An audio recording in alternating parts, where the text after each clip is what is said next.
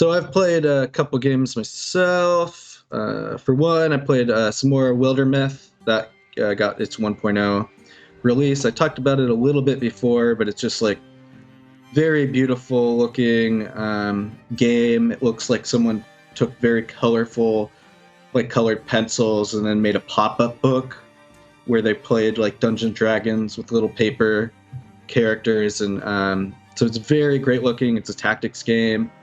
The characters learn a lot of abilities, and what's unique about it is as you play through, it's like the storylines are kind of random and semi-roguelike, and you'll gain special like powers, and each character will be totally different, and they'll have different backgrounds that add different types of stats. And I mean, you can turn them like, they can turn like into birds. You can have like a fire warrior who slowly gets consumed by like this fire gem, and that one's actually very powerful. I have a character from like my old playthroughs that are like that, and they build up stories and stuff over the generations, and they can pop up in other storylines that you play. And so you can either recruit some of them, or sometimes they might just appear as background characters, and they age and die, and can have kids themselves and romantic entanglements, and there's just a lot going on. Yeah, they really hit hard on the paper like pop out type of style. It looks really cool, but like the characters are like actually 2D characters. There's like no 3D dimension to them at all, really.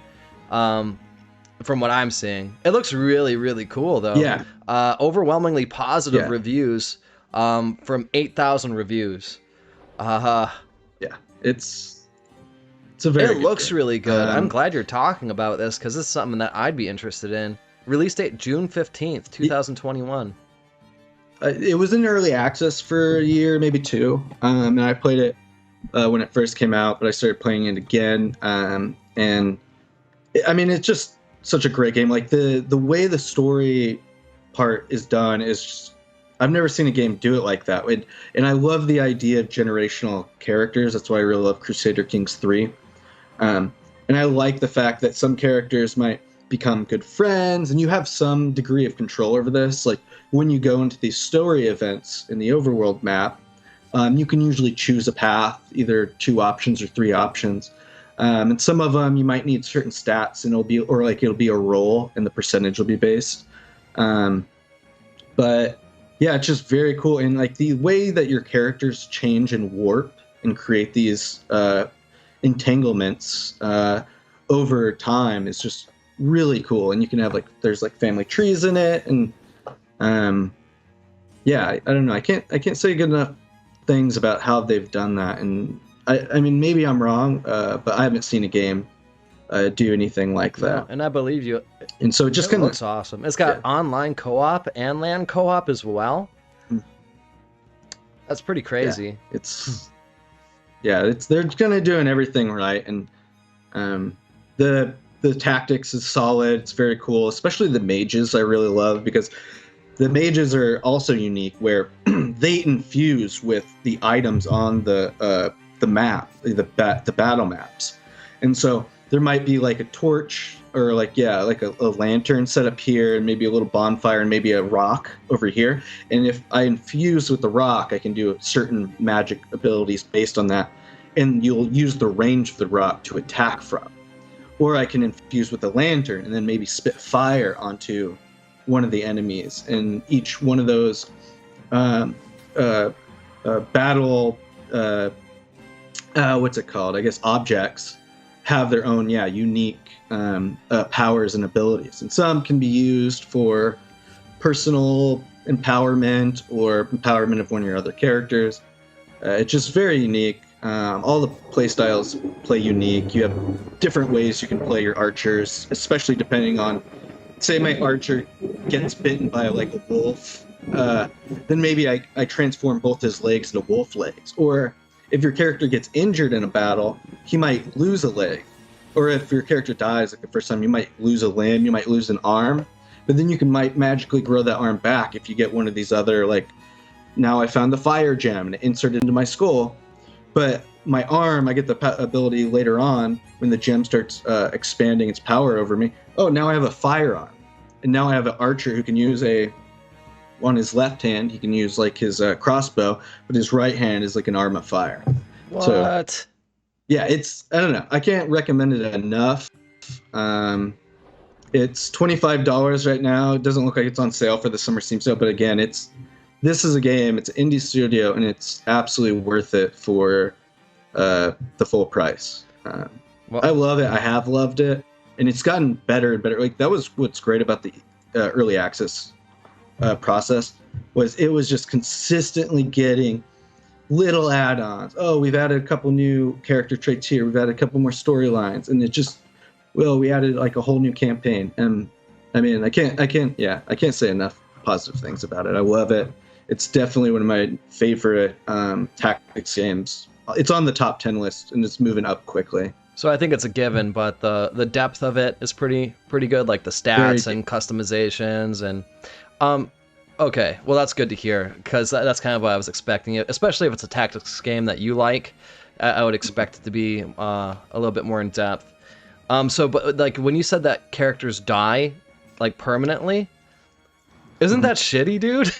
Like, isn't that a bummer? Well, they can, but again, it's kind of hard. So like you might lose your limb first, like instead. I think that's usually how it happens. But I think they only die for that campaign. Oh, you're talking about aging out. Well, that also happens. So like, say I'm playing like a 5-part campaign. Then like 3 chapters, my character might be like 80 years old, and they slow down as they age, but they get like other bonuses. And so they stay useful, but like once they die, like, over the world map, you want to be getting new recruits anyways. And like eventually, by like the later chapters of the campaign, you can have like 2 sets of parties. You know, so there is kind of a process where you're training new ones up and then losing the old ones. And so, you know, by the time like a few of the older ones die, you have some new ones that are already kind of strong, and they kind of take your veterans' place, and then you have a new crop of ones of characters you're training. Interesting. And again, they're all having new dynamics with each other. And it's like if you have part of your original party, they get married to the characters and have a kid, then that kid might be part of like the next group. I was going to ask that. Can you choose who you want to breed to like come out with like? No. Oh, okay. So there's no like incentive to breed certain characters with other characters to produce like a super OP child. No. Okay. I mean, over generations, you maybe get something like that because, again, as you play campaigns, you can choose characters from your previous campaigns to start these ones out, and they start out as like the younger version of themselves, but with all the acquired powers. So like my Flamelet, and then they gain meta levels as well. The more you use them through campaigns, the more powerful they get and abilities they unlock. So they start out stronger and get stronger over time. But the relationships are random. You can influence them in some way. So if you get the pop-up like these characters, or you can kind of choose them down a path of friendship or more romance. So that part's random. But yeah, over time, I guess you could have something like that. Now, not to overreach, but is there a crafting mechanic in it as well? I don't know. Okay, I wouldn't think so. I wouldn't think so. Not in a tactics game, but man, that looks like a really good game. And I feel so much less bad spending money on games made by indie developers, you know, that are actually making really good games because it incentivizes them to make better games even and make more games. So I think I'll buy that. Wildermyth is the game we're talking about again. Yeah, this looks awesome. Wildermyth. Well, I look forward to playing that. Yeah.